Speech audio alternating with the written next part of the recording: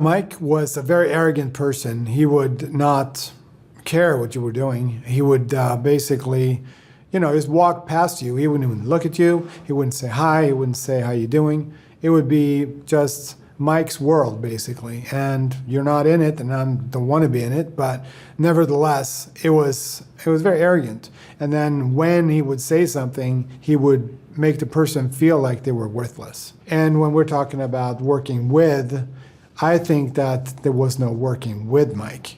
It was more working despite Mike, because I never saw Mike work. I always saw him sitting, sleeping at a table or at a desk.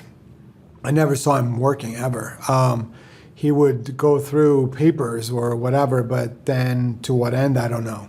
One time we were meeting in the conference room. The conference room was right in the central area of the events area, and like right in the center was this conference room.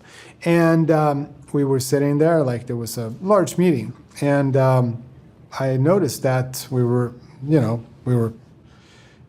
all there except Mike wasn't there. So I was like looking across the table. He's not there. Okay, good.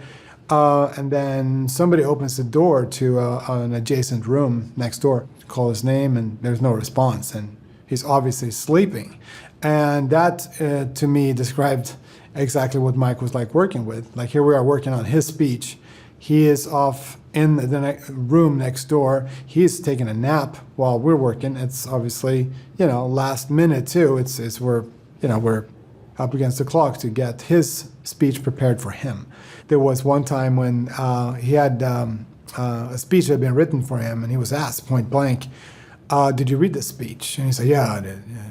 And we all knew he hadn't read it. But nevertheless, he was saying yes to something that he hadn't done. So the point is that anybody would be totally fine on him. Okay, fine. So take a couple minutes and read the speech, But no, instead he had to say, yes, I've read it, like acting like as if he cared when he didn't.